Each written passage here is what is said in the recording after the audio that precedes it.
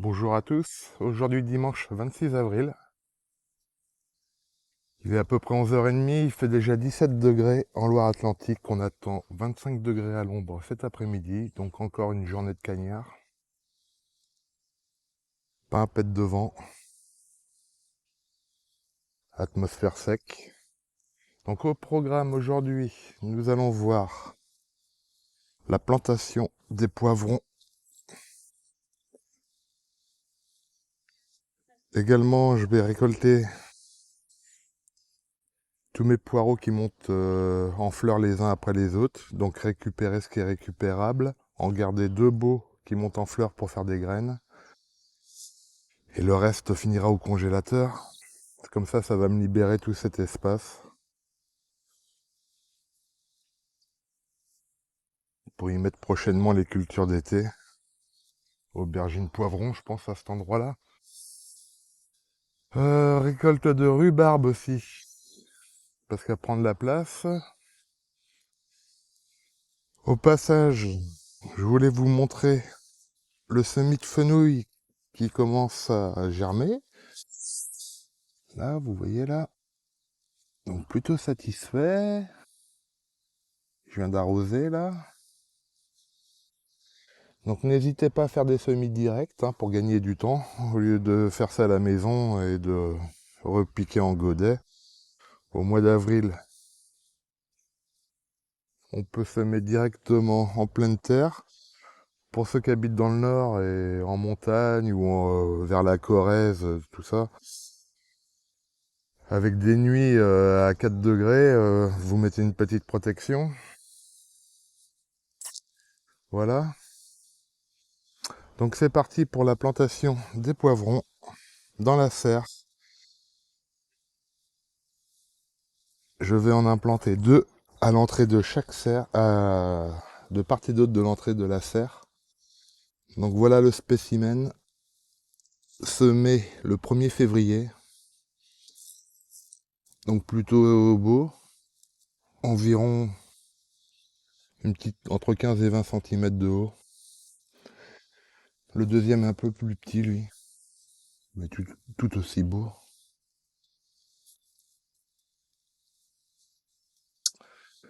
Donc voilà. Donc leur piquage, ça ressemble un peu à la tomate qu'on a vue hier.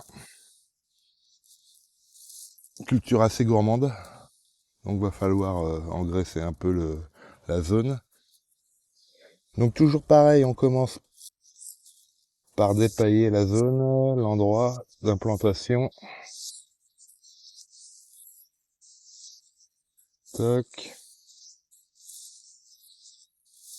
Maintenant, il y a de la vie là-dessous. On voit des cloportes.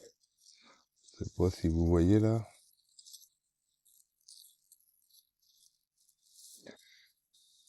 Ça vit là-dessous, c'est cool. Donc, maintenant que c'est dépaillé, un coup d'engrais organique, bien sûr. Donc moi là en ce moment j'utilise le fumier déshydraté en granulé. Je vais en mettre 2 poignées. Toc.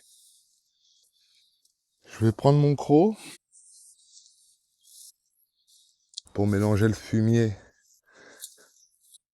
à la terre et décompacter en même temps les premiers centimètres. La terre est bien humide grâce au paillage. Voilà ma terre.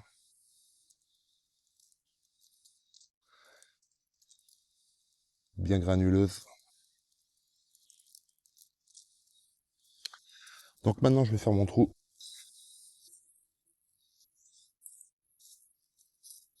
Toc. Une fois que le trou est fait, je vais dépoter à une main ma plante.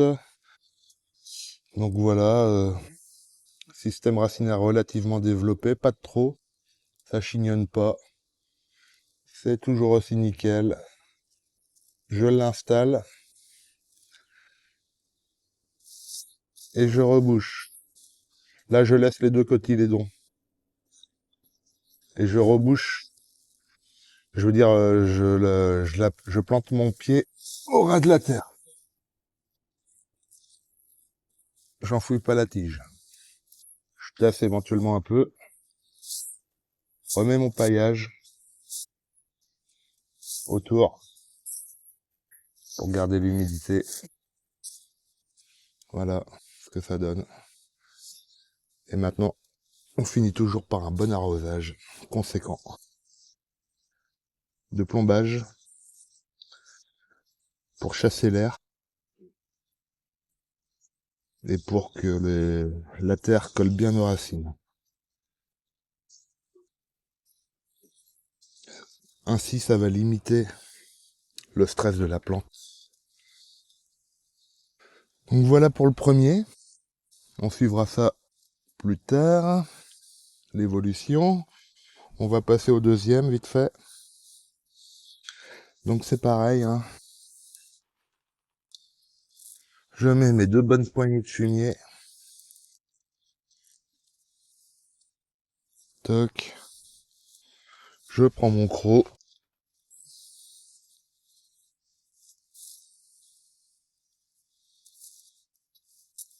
Je décompacte et je mélange mon fumier. Voilà. Voici. C'est un peu humide en profondeur. Je fais mon trou.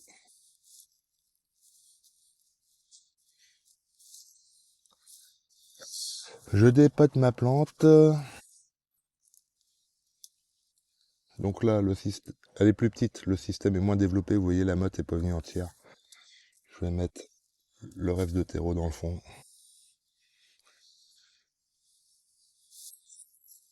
Je rebouche mon trou.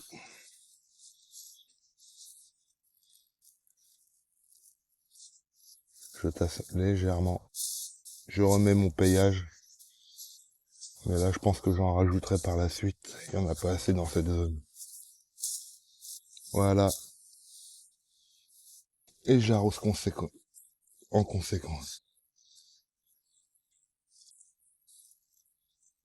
Pour bien tasser, chasser l'air. Pour une bonne reprise. Je n'hésite pas. Toc, on va passer à l'autre derrière. On va lui en remettre un peu.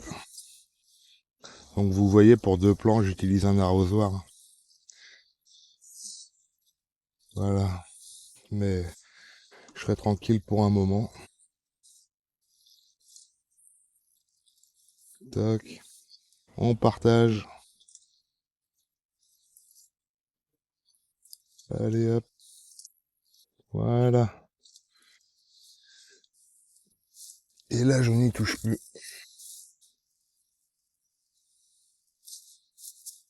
Donc on verra le suivi culturel de tout ça.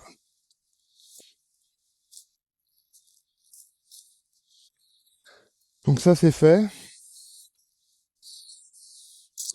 Au passage, j'ai vu que mes pieds de tomates qu'on avait plantés ensemble commencent à fleurir. Là, je commence à avoir des bourgeons. Là aussi, des petits, plus petits. Voilà. Maintenant, on va passer aux poireaux. Donc les poireaux maintenant, on va garder les plus beaux.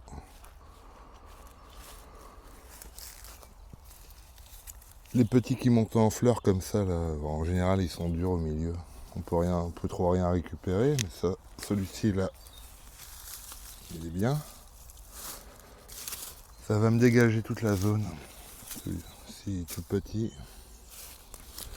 Donc je sélectionne ceux que je veux garder.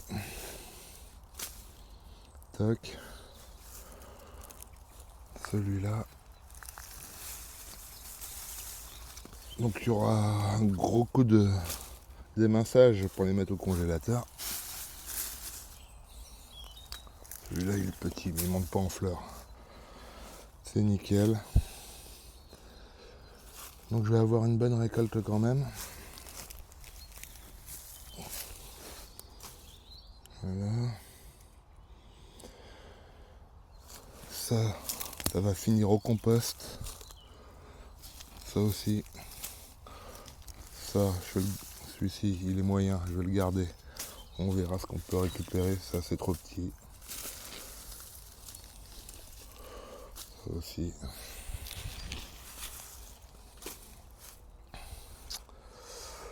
Donc je termine ça, je vous reprends après. Donc là voilà, la zone est dégagée. J'ai eu la surprise de trouver encore du tournesol spontané et quelques petites salades que j'avais pas remarqué avant. Il y avait les poireaux. Donc j'ai gardé ces trois là.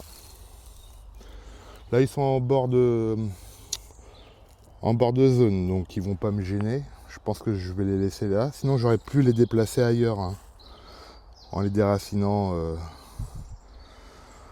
délicatement et en les repiquant avec un bon coup d'arrosage derrière. C'est tout à fait faisable. Donc au final, j'en ai pas jeté beaucoup. Voilà la récolte, j'en ai une bonne vingtaine largement. Donc là il y a du taf par contre. Alors certains préfèrent le blanc, veulent des longs fûts blancs. Moi je préfère le jaune clair. Moi. Je trouve que ça a plus de goût, je trouve ça meilleur. Voilà, après c'est chacun qui voit. Ceux qui veulent du blanc, ils enfoncent les plants bien profonds dans la terre avec un paillage. Ensuite, ça leur fera de longs fûts blancs.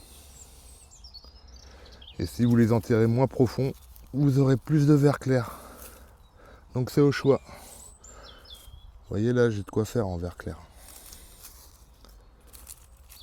Là, il y a plus de blanc par contre sur celui-là. Hein, voilà, voilà.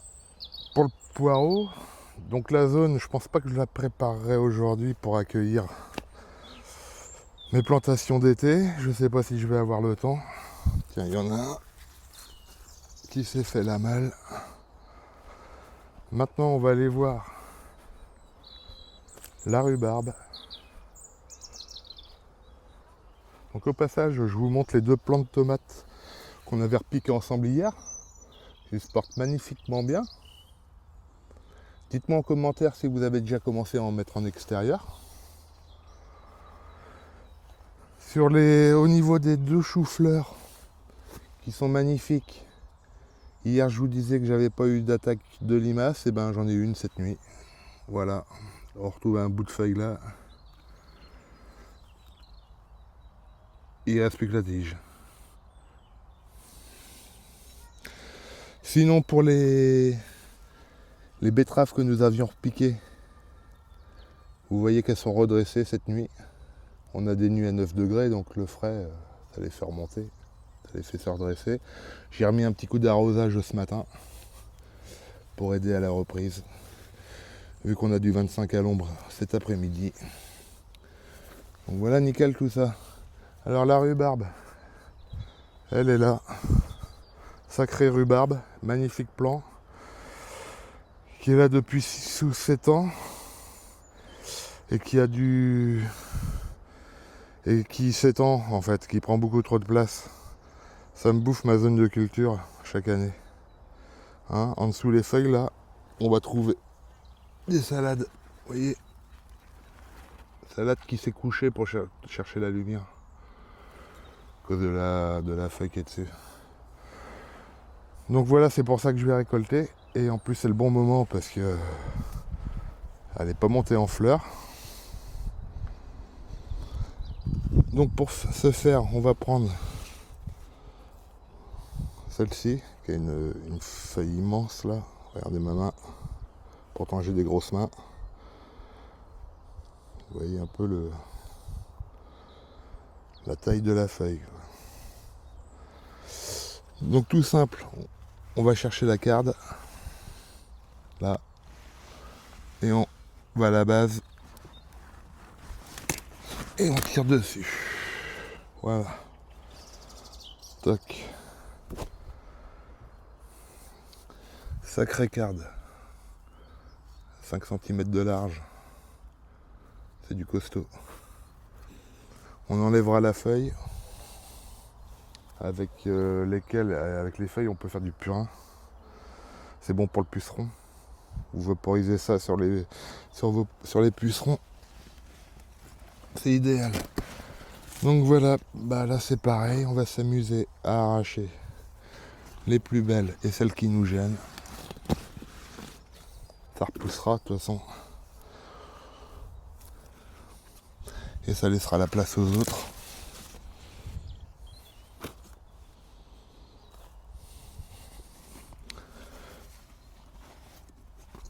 Donc oui, hein, faites du purin avec les feuilles, hein, ou bien pailler avec. Celle-là, elle est dans le passage. Oh là, bah elle a pété en deux. Elle a pété en deux, c'est pas grave.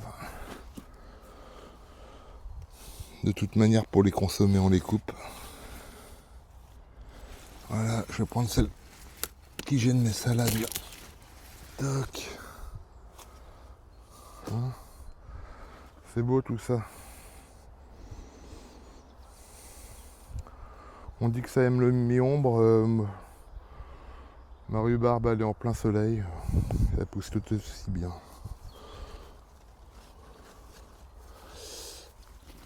Alors, je pense que ça va être tout. Donc derrière, on peut faire de bonnes tartes. Là-bas, j'en ai une grosse encore. Une grosse feuille. Ouais. Voilà. Donc bah voilà, ça fait une belle récolte ça. Déjà, moi je le fais qu'en tarte. Je fais pas de confiture. S'il y en a qui connaissent la recette, qui me la donnent en commentaire.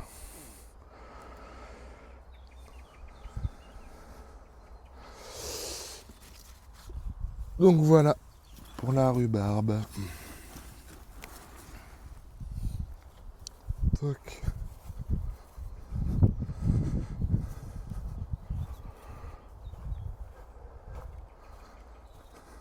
On va mettre ça avec les poireaux.